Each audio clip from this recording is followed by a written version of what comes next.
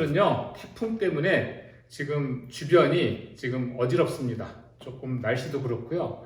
근데 이제 저희가 그 강의를 그 출판사 스튜디오를 빌려서 찍었었는데, 연습 문제는 앞으로 이제 학교 실습실에서 촬영을 해서 올려드릴 계획으로 있습니다. 제가 사실은 연습 문제를 풀어드리는 거는 이제 아무래도 비대면 수업이다 보니까 좀 그 공부하는데 조금 어려움이 있을 듯해요. 사실은 예전에 대면 수업할 때는 연습 문제까지 풀이는 안 해드렸는데 지금 집에서 공부를 하다 보니까 혼자 공부하기 좀 어렵고 이제 그런 것 같아서 제가 별도로 또 다시 촬영을 하는 거니까 그런 점에서 좀 공부를 하는데 좀 도움이 됐으면 좋겠습니다. 그리고 이제 수업을 시작하기에 앞서서 여러분들 지금 한 3번 정도 3차시 수업을 지금 들으셨을 텐데 지금 이 수업을 가지고서 이제 그냥 그 놔두면, 제 얘기는 놔둔다는 얘기는 공부를 복습을 안 하고 그냥 가버리면 나중에 모이게 되면 굉장히 공부할 양이 많아지게 되는 거예요. 그런 의미에서 공부에 조금 더 집중을 해주셨으면 좋겠습니다.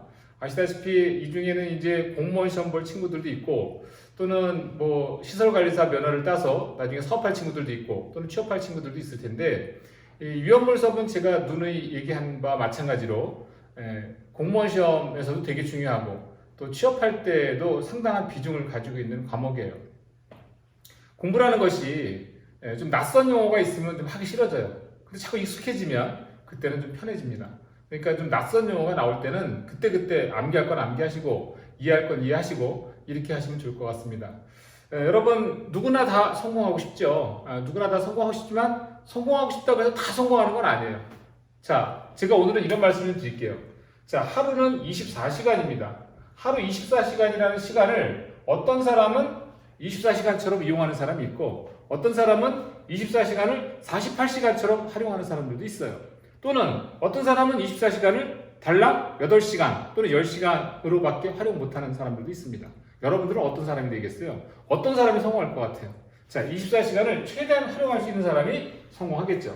자, 그래서 여러분들 지금 집에서 비대면 기간이라서 공부하는데 물론 어려움이 있을 줄 압니다. 사실 이게 그 모니터 앞에서 공부를 한다는 게 쉬운 얘기는 아니죠. 그러나 정말 마음을 다잡고 공부를 하면 오히려 또 효율성도 있는 거예요. 저희 경민대학교 소방안전관리과는 굉장히 유명한 학과죠. 여러분들 아시다시피 매년 소방공무원을 20명, 30명씩 보내는 학교가 별로 없어요. 그런 의미에서 공무원을 시험 준비하는 친구들한테는 학교 수업이 정말 중요하다는 걸 아셔야 됩니다. 여러분들 시간 되신다면 이제 우리 소방안전관리과 홈페이지 그 활동 후기 편에 공무원 합격 써놓은 그 게시판을 좀 보세요. 좀 보셨으면 좋겠어요.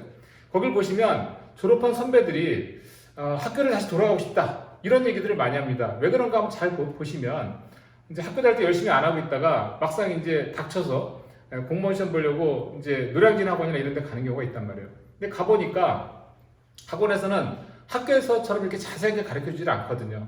그렇기 때문에 학원에서는 거의 시험 합격용으로만 암기 위주로 가르쳐 주다 보니까 공부하는데 굉장히 어려움이 많다고 하더라고요. 근데 이제 학교에서 공부를 착실하게 한 친구들은 학원을 가더라도 좀 쉽게 좀 정리를 할 수가 있는 거죠. 저는 사실 개인적으로 학원 강의를 추천하지는 않습니다. 지금 여러분들이 지금 이 공부하는 자체가 다 공무원 시험 준비가 되는 거고 자격증 시험 준비가 되는 거예요. 그런 의미에서 학습을 좀 몰입해서 하셨으면 좋겠고, 또 이 중에 아마 수강하는 학생들 중에서 분명히 또 아르바이트 하는 친구들도 있을 겁니다. 아르바이트를 반드시 해야 된다면 어쩔 수 없겠지만 그 아르바이트가 여러분들의 인생을 잘못된 길로 인도할 수도 있는 거예요. 좀 쉽게 갈 수 있는 걸 좀 돌아가게 만드는 그런 일도 생기게 됩니다. 당장 눈앞에는 돈이 생기니까 좀 좋겠죠. 그러나 그게 장기적으로 아르바이트라는 게 나의 장기적인 그 직업이 될 수는 없잖아요. 그런 의미에서 좀 아르바이트는 조금 지양하고 공부에 몰입하셨으면 좋겠습니다. 예전 졸업생들도 보면 아르바이트 하던 친구들은 계속 아르바이트를 하다 보니까 졸업하고서도 몇 년 동안은 계속 아르바이트해서 결국은 본인의 꿈을 이루지 못하더라고요. 그런데 아르바이트를 과감하게 정리를 하고 그리고 공부에 몰입을 해서 졸업하자마자 바로 공무원을 취업한다든가, 또는 졸업하고 바로 내가 원하는 자격증을 따서 내가 원하는 대기업 이런 데를 회사를 취업을 하면 오히려 그게 여러분들한테 더 남는 겁니다. 정말 좀 이걸 알아주셨으면 좋겠는데 우리 학생들이 아무래도 비대면 기간이라서 학교 오는 시간도 좀 단축이 되고 뭐 집에서 학습을 하다 보니까 좀 욕심은 날 거예요. 그러나 그 시간에 공부를 좀 더 해서 장학금을 받는 게 훨씬 여러분들한테는 이득입니다. 또 부모님께서는 여러분들을 낳기 때문에 부양할 의미가 있어요. 그러니까 지금 학창 시절에는 용돈을 받고 다니는 게 전혀 창피한 일이 아닙니다. 그러나 졸업하고 나서도 계속 용돈을 받아 쓰려고 한다고 한다면 그건 정말 그거만큼 불효는 없는 거죠. 그래서 공부를 좀 몰입해서 하시라는 얘기고, 그리고 이제 지금 우리가 1주차 수업이 끝났지만 사실 이어물 과목은 제가 여러 번 말씀을 드리는데 공무원 시험 볼 때는요 소방학개론이라고 하는 필수 과목이 있어요. 반드시 이제 그 시험을 봐야 되는데 말이 한 과목이지 소방학개론은 여러 과목을 모아놓은 종합 과목이에요. 예를 들어서 연소론 또는 기초화학 또는 위험물 약제, 화재조사 이런 것들이 다 전체적으로 한 과목으로 지금 통칭이 돼서 시험을 보는 거거든요. 그러니까 지금 여러분들이 앞으로 남은 학기 동안 세 학기 동안 공부하는 내용들은 전부 다 소방학개론 관련된 과목들을 위주로 심화적으로 공부를 한다고 생각하시면 되겠습니다. 그러니까 공부를 놓치시면 안 된다는 얘기예요. 좀 열심히 해주셨으면 좋겠습니다. 자, 그럼 연습 문제 한번 풀이해 볼까요? 자, 연습 문제 뭐 다른 건 다 풀이할 건 아니고 학생들이 자꾸 이제 계산 문제를 힘들어 하니까 그래서 이제 계산 문제 위주로 좀 한번 정리를 해볼게요. 우선 4번 문제입니다. 증기 밀도가 나오고요. 그 다음에 증기 비중이 나옵니다. 자, 이런 물질들에 대해서 증기 밀도와 증기 비중을 구하라는 뜻이에요. 그러면 제가 이미 이런 시간에도 얘기했지만 밀도라고 하는 것은 어떻게 구한다 그랬죠? 부피분의 질량으로 구한다고 했습니다.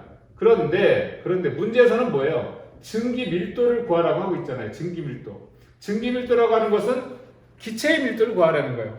기체의 부피를 어떻게 정해요? 여기서 못 정하죠. 그러니까 아보가드로 법칙에 따라서 1몰 기준 증기 밀도 부피는 22.4리터 기준으로 다 하는 겁니다. 그래서 분모는 항상 증기 밀도 구할 때는 22.4리터라고 하시면 돼요. 그 다음에 위에는요 분자량으로 우리 정리해 주시면 되겠습니다. 그럼 결과적으로 증기 밀도는 단위가 어떻게 나와요? 그램 퍼 리터 이렇게 나와야 되는 게 맞는 겁니다.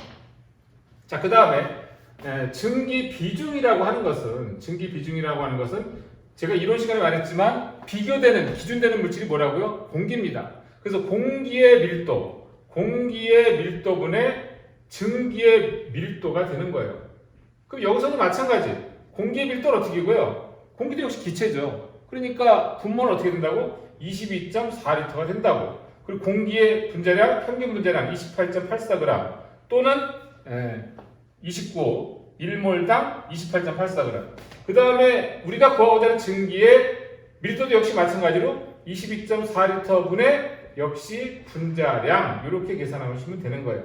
그런데 하다 보니까 어떻게 돼요? 이 부분이 약분이 되죠. 약분이 되니까 결과적으로는 증기 비중이라고 하는 것은 이 단위까지 다 약분이 되니까 증기 비중은 항상 28.84분의 그 증기의 분자량. 이거는 무차원분이에요. 단위가 없어요.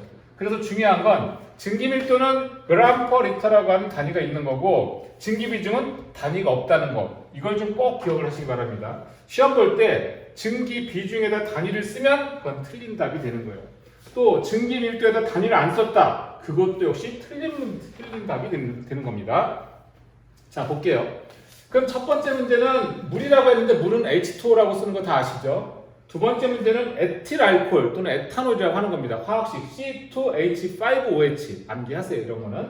자, CCl4 사염화탄소가 되겠습니다. 4번에 이氧화탄소 CS2, 5번에 디에틸에테르를 에틸에테르라고도 합니다. 그래서 에틸기가 두 개라서 디에틸, 그리고 에테르기는 산소. 이렇게 읽어주는 건데 사실 우리가 친구들 이름도 외워야 되잖아요. 친구 이름 외우지 않으면 안 되죠. 그러면 친구를 사귈 수가 없는 거니까. 마찬가지예요. 이런 화합물들이 나왔을 때는 그때 암기를 해줘야 나중에 암기할 양이 적어집니다.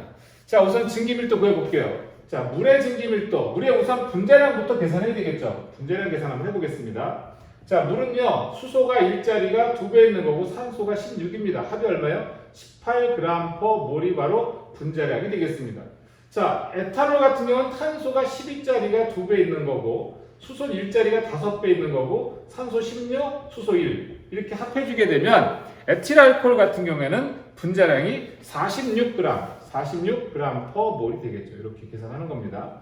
자, CCl4는요, 탄소가 하나니까 12 더하기 염소는요 35.5짜리가 4개가 있는 거예요. 이걸 계산해서 합해서 계산을 해보니까 사이화탄소 같은 경우에는 154라고 하는 분자량이 나오죠. 154g/몰이라고 하는 값이 나옵니다. 자, CS2는 탄소가 12, 황은요 원자량이 32죠. 32짜리가 2개 있는 거죠. 이렇게 계산을 하면 되죠.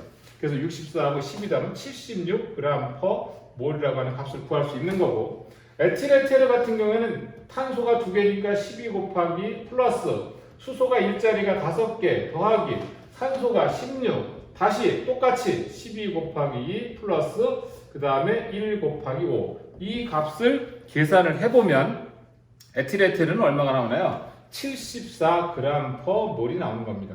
이제 이 정도 분자량을 우리가 계산할 줄 알아야 돼요. 자, 분자량이 다 계산됐습니다. 자, 증기밀도 어떻게 구한다 그랬죠? 분자량을 18g/몰을 어떻게 나눠준다고? 1몰 기준의 아보가드로 법칙에 따른 부피 22.4리터로 계산해 준다고. 자, 22.4 1몰당 22.4리터라는 얘기죠. 약분 되는 거죠. 그러면 어떻게 됩니까? 요 값을 계산 18 나누기 22.4를 계산을 하면 바로 물의 증기밀도, 사실은 물이 아니라 수증기죠. 수증기의 밀도, 증기밀도 값을 구할 수 있는 겁니다. 자, 두 번째 에틸알코올도 마찬가지예요. 46 나누기 22.4 여기는요 154 나누기 22.4 여기는 76 나누기 22.4 여기는요 74 나누기 22.4 하게 되면 이게 바로 증기밀도 값이 되죠. 당연히 위에는 그램, 아래는 리터, 그램, 리터, 그램, 리터, 그램, 리터. 최종적인 답은 계산한 다음에 단위를 뭘 붙인다고요? 그램 퍼 리터를 붙이셔야 됩니다. 그램 퍼 리터 이렇게 붙이셔야 되는 거예요. 자, 그래서 제가 미리 계산을 해보니까 자, 수증기 같은 경우는 얼마가 나옵니까? 아, 이건 제가 계산을 미리 못 해놨네. 자, 두 번째 이 46 나누기 22.4라면 1.595가 나옵니다. 그래서 보통은요 우리가 이렇게 소수자로 나올 때는 셋째 자리에서 반올림 하는 거예요. 자, 5는 반올림 하니까 1.60 정도가 되겠네요. 1.60 per g/L가 되겠고요. 그 다음에 154 나누기 22.4를 해보니까 약 5.34g/L가 나오고 76 나누기 20.4 하니까 2.64g/L가 나오고요. 그 다음에 74를 나눠주니까 약 2.565인데 약분되니까 어떻게 돼요? 2.57 정도 57g/L라고 하는 증기 밀도 값을 구할 수가 있습니다. 자, 여러분들 이거 다 할 수 있어야 돼요.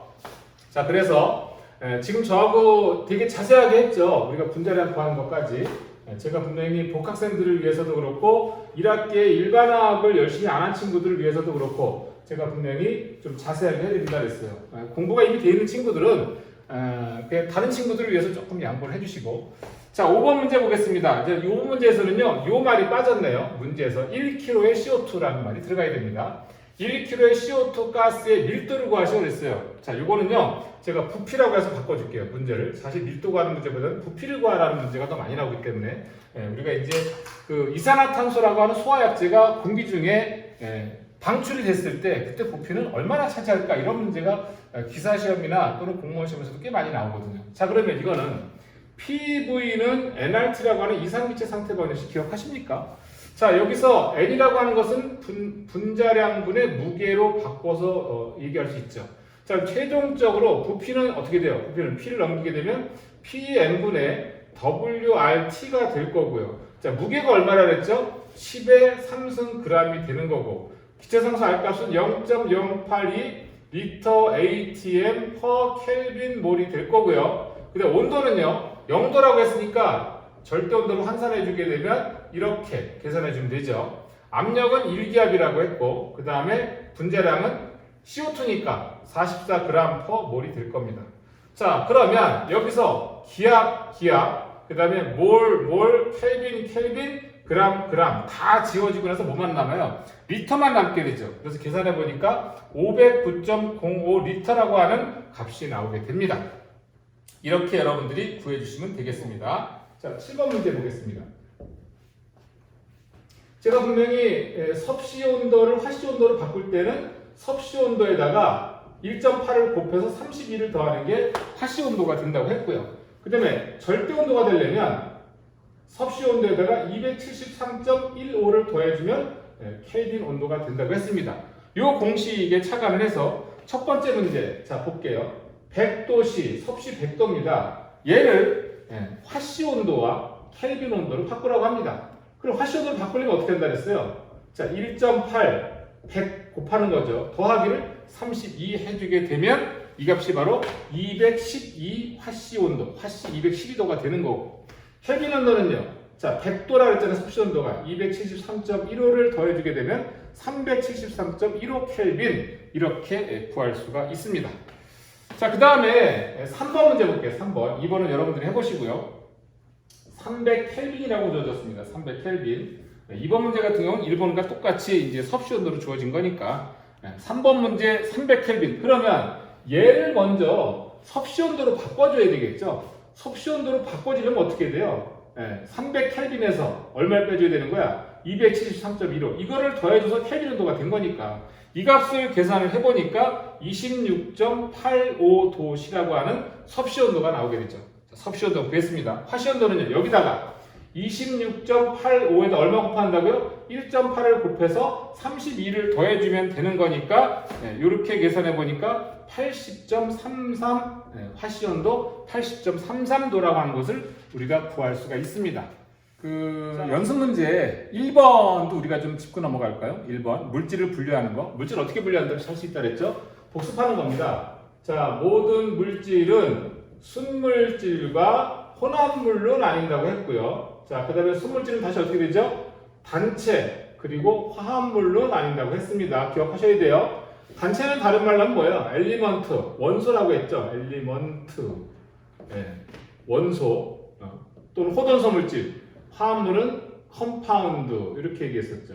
그래서 단체라고 하는 것은 하나의 원소로 이루어진 거, 화합물은 두 개 이상의 원소로 이루어진 물질. 그럼 얘는 예를 들 수 있는 게 뭐였다 그랬어요? 산소라든가 오존이라든가 Cl2, N2 등등등 하나의 원소로 이루어져 있는 것들을 단체라고 했고, 화합물은요 두 가지로 나뉘죠. 유기화합물과 무기화합물.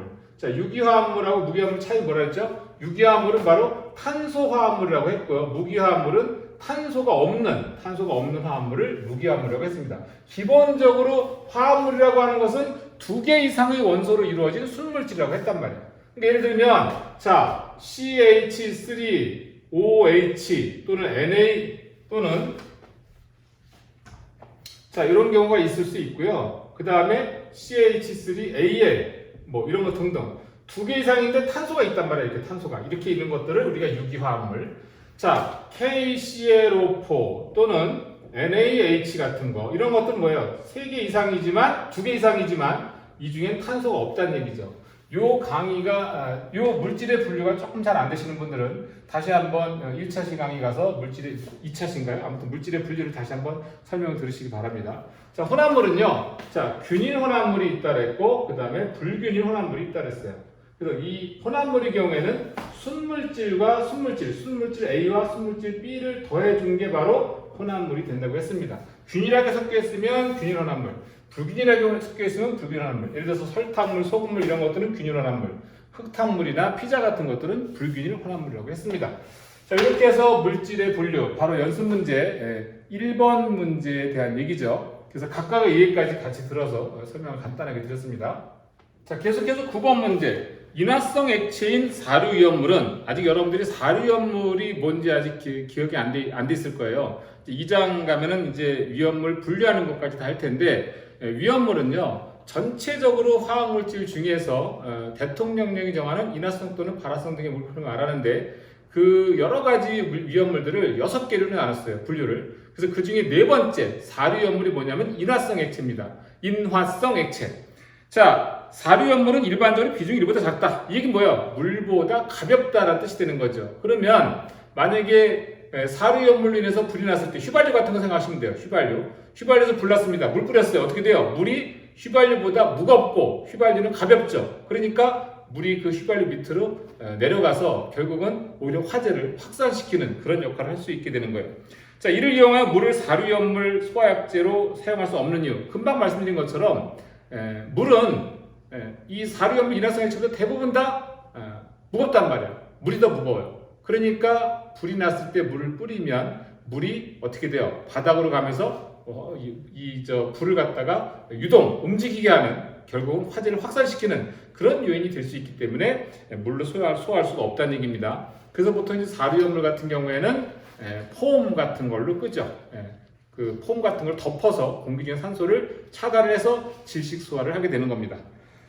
자, 그 다음 10번 문제 보시면 비중이 작은 유기물질이 소화에는 물을 소화제로 사용할 수 없다. 그 이유는 무엇인가? 바로 위에 9번 문제하고 같은 이유가 되겠습니다. 자, 그 다음에 이제 11번에 보시면 독성이 있거나 가연성이 있는 기체의 비중이 1.0보다 크다면 어떠한 위험성이 있는지 설명하라. 아니, 생각해보세요, 여러분들. 지금 좀 전에는 액체에 대한 얘기를 했고요. 지금은 이제 가연성이 있거나, 또는 독성이 있거나, 이런 비중이 1보다 큰, 기체의 비중이 1보다 크다는 얘기는 공기보다 무겁다는 얘기예요. 자, 예를 들면 주유소에서 휘발유가 누출됐습니다. 어떤 일이 생길까요? 휘발유가 누출됐다는 얘기는 유증기도 같이 누출되는 거죠. 휘발유의 그 비중이 어느 정도냐면 약 4배 내지 5배 정도 무겁습니다. 공기보다. 그러면 바닥에 쫙 처리한다는 얘기예요. 바닥에 쫙 처리하면 어디선가 점원이 발생하면 폭발할 수도 있는 거죠. 그런 위험성이 있는 거예요. 그래서 이런 기체 비중이 1보다 크다는 얘기는 쉽게 바닥에 체류할 수 있는 그런 특징이 있는 거죠. 바람이 불지 않으면 얘들은 절대로 날아갈 수 없는 그런 가스가 되겠습니다. 그래서 반드시 이런 부분이 있다는 점 기억해 주시고요. 자, 그 다음에 12번 문제 보면 313 켈빈 온도인 이 사람의 체온은 정상인가? 사실 우리는 섭씨 온도에 많이 익숙해 있죠. 그러다 보니까 화씨 온도나 켈빈 온도를 주게 되면 이게 잘 와닿지가 않아요. 자, 켈빈 온도는 어떻게 계산한 거예요? 섭씨 온도에다가 켈빈 온도는 섭씨 온도에다가 273.15를 더한 값입니다. 그러면 섭씨 온도라고 하는 것은 결과적으로 켈빈 온도에서 273.15를 빼준 온도가 되는 거죠. 따라서 이 313에서 273.15를 빼주게 되면 어떻게 돼요? 39.85도. 자, 39.85도가 됩니다. 이 얘기는 온도가 되게 높은 거죠. 정상인의 경우는 보통 36도 나와야 되니까. 여러분들 요즘 어디 가시게 되면 발열 체크 하잖아요. 저희 대학도 계속 발열 체크를 하는데, 저도 학교에만 있는 게 아니라 또 어디 관공서나 또는 병원이나 이런 데 가게 되면 가는 데마다 발열 체크를 합니다. 그래서 37.5도가 넘으면 출입이 안 되죠. 요즘 좀 비상시국이잖아요. 코로나 때문에. 그래서 39.85도라는 체온을 가지고 있는 사람은 절대 건물에 출입할 수가 없는 거죠. 자, 그 외에 나머지 문제들은 이번 챕터에서는 하지 않겠습니다. 이 얘기는 나중에 시험 볼 때도 그런 거는 다루지 않겠다는 얘기죠. 자, 이 1챕터에서 중요한 거는 이제 물질을 분류하고 또 아까 우리 해봤던 증기 밀도, 그 다음에 증기 비중, 이런 게 굉장히 중요한 단어들이 되겠습니다. 이건 모르시면 안 돼요. 반드시 기억하고 넘어가셔야 됩니다. 자, 코로나 때문에 되게 힘드실 텐데 집에서 공부하는 거 어려울 거예요. 제가 서두에 말씀드렸지만 그래도 마음을 좀 다잡고 공부를 좀 하시면 아마도 지금 이제 열심히 하시는 분들이 결국 나중에 다 내공이 쌓여요. 그리고 지금 공부를 열심히 하시면 나중에 공부할 게 별로 없습니다. 근데 지금 열심히 하지 않으면 나중에 공부할 게 너무 많죠. 그러니까 제발 부탁인데 공부 좀 하세요. 공부만큼 커다란 무기는 없는 거예요. 이 공부라는 무기는 그 누구도 나의 공부를 뺏어갈 수도 없고 사기쳐 가져갈 수도 없어요. 그러니까 공부는 대단한 무기가 되는 겁니다. 여러분들에게 있어서. 지금 여러분들의 본부는 공부에 집중하는 거예요. 지금 여러분들 선배들도, 많은 선배들은 경민대학 수방과에 와서 공부 열심히 해가지고 기사 자격증도 따고 그리고 또 공무원도 되고 그래서 자기 나름대로의 사회적인 역할을 하고 있단 말이에요. 여러분들도 그들 중에 일부가 될 수 있습니다. 그리고 이제 자격증에 대해서 좀 궁금할 수도 있는데 저희 소방안전관리과에서 딸 수 있는 자격증은 몇 가지가 있죠. 특히 여러분들 같은 경우에 여러분들은 이제 1학년을 마치고 2학년 1학기에 가게 되면 바로 이제 위험물 산업기사라는 자격증이 있어요. 위험물 산업기사라는 자격증이 있고 그 다음에 소방설비 산업기사라는 자격증이 있습니다.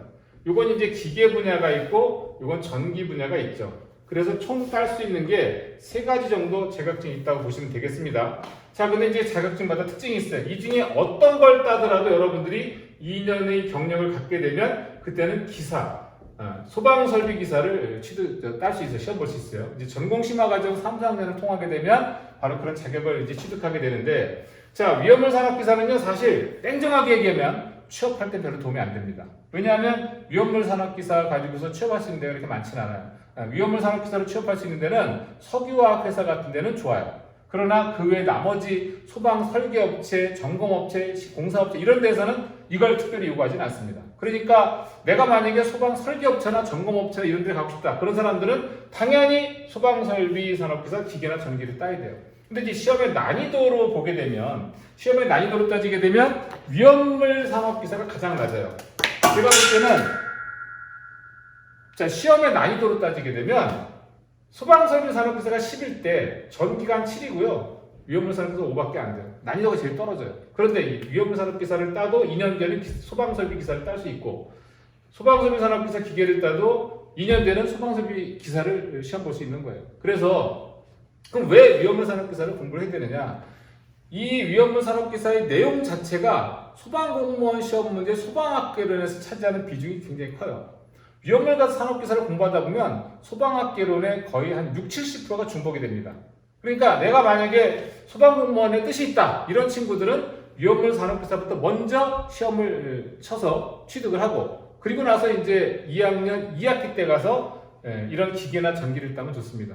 물론 취업할 친구들도 마찬가지예요. 취업할 친구들도 이제 제가 이번 학기에 소방설비 산업기사 기계 분야에 대한 자격증 무료 특강을 개설을 해드렸는데 15명밖에 안 됩니다. 제가 지원을 받아보고 있지만 물론 15명이 넘어서 나중에 이제 입금 선착순으로 할 건데요. 위험물 소방설비 산업기사 기계는 쉽진 않아요. 그러니까 지금부터 공부를 해야 돼요. 지금부터 공부를 했다가 나중에 가서 이제 기사 시험 볼 때 도움이 되시라고 특강을 개설해 드리는 겁니다. 자, 다시 한번 정리할게요. 위험물 산업기사를 따더라도 소방설비 산업기사 기계나 전기를 따더라도 나중에 2년 뒤에는 위험물 산업기사를 땄어도 소방설비 기사를 딸 수 있는 자격이 생기는 거고 그러니까 결국은 이 중에 어느 하나만 따도 된다 이런 말입니다. 그리고 취업을 준비하는 친구들도 위험물 산업기사를 따게 되면 공부에 대한 노하우가 생겨요. 아 자격증 공부는 이렇게 하는 거구나 라는 팁이 생깁니다. 제가 불과 10년 전만 하더라도 이거 따라고 안 했어요. 왜? 취업에 별로 도움이 안 되니까. 공무원 시험에만 도움이 되거든요. 그런데 이걸 따라고 했더니 너무 따기 힘들어가지고 1년에 한두 명도 따기 힘든 거예요. 그래서 전법을 바꿨어요. 어떻게 바꿨느냐? 위험물부터 따라 이거죠. 2학년 1학기에 위험물 산업기사를 따고 나서 그 다음에 응시를 하기 시작하니까 위험물 산업기사는 한 15명 내지 20명이 합격을 하더라고요. 그리고 그 다음에 가을에 가서 기계나 전기를 또 응시하는 친구들이 있어요. 그렇게 해서 이제 취득하니까 조금 그 합격률이 높아지게 됩니다. 그래서 여러분들도 처음부터 욕심내서 이걸 하다 보면 지치게 돼요. 특히 이번 학기 또 유치학학이 있죠. 소방설비 산업에서 기계 분야 같은 게 유치학학이 되게 힘들고 전기는 전기 회로가 되게 힘들거든요. 그러다 보니까 학생들이 힘들어 하다 보니까 극복이 안 돼서 필기를 통과 못하는 경우가 많아요. 또는 필기를 설사 통과한다 하더라도 2차 시험에서 실기 시험에서 안 되는 경우도 있거든요. 그러니까 되도록이면 좀 수월하게 따를 수 있는 자격증 또 위험물 저하고 이번 학기 공부하시잖아요. 위험물질로 공부하시는 내용 자체가 공무원 시험 준비도 되는 거고 자격증 준비도 되는 거니까 기왕이면 이제 위험물 산업기사를 좀 많이 따셔서 공부를 하셨으면 좋겠습니다. 자, 아무튼 제가 오늘은 3차 복습하는 차원에서 이제 연습 문제도 풀어드리고 또 수업 시간에 이런저런 얘기 못했던 걸 학교 실습실을 통해서 이런저런 얘기를 하게 됐는데 오늘 제 얘기를 통해서 여러분들이 좀 다시 한번 마음을 다잡는 그런 계기가 됐으면 좋겠습니다.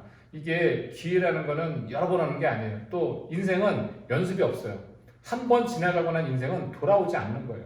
시간이라는 것은 그만큼 소중한 겁니다. 지금 이 귀한 시간에 아르바이트를 한다든가 또는 강의 켜놓고 딴짓을 한다든가 물론 이번 학기에는 딴짓 할 수가 없죠. 지난 학기 같은 경우에는 구글 클래스룸을 이용하다 보니까 강의를 틀어놓고 이제 딴짓하거나 아예 안 듣고 출석했다고 이제 거짓 출석을 하는 경우도 있었지만 그때 이번 학기는 안 되죠. 제가 그걸 알게 된 게 휴학하러 온 학생한테 물어봤죠. 지난 학기 수업 어떻게 들었니? 그랬더니 성적이 안 좋은 친구라서 왜 이렇게 성적이 안 좋아? 그랬더니 사실은 그냥 거짓 출석을 한 거죠. 하나도 안 듣고 수업을. 그럼 당연히 성적이 잘 나올 리가 없죠. 근데 이제 다행히 이번에는 저희가 시스템을 좀 구축하게 돼서 LMS 시스템으로 학생들 진도 체크율도 알 수가 있고 중간중간에 여러분들 랜덤하게 출석 체크 번호가 나오잖아요. 그러니까 이번에는 꼼짝없이 수업을 듣게 생긴 거죠. 그러니까 그래도 꼼짝없이 수업을 듣게 된 건 좀 다행스러운 일이라고 생각을 해요. 공부하고 난 다음에 어쨌든 잘 모르는 건 되돌려 가서 복습을 하고 이런 시간을 통해서 여러분들이 조금 더 공부에 좀 좀 몰입할 수 있는 그런 계기가 됐으면 좋겠습니다. 태풍으로 인한 피해가 좀 적어야 될 텐데 여러분들도 항상 그런 데 주의하시고 공부 몰입하시기 바랍니다. 감사합니다.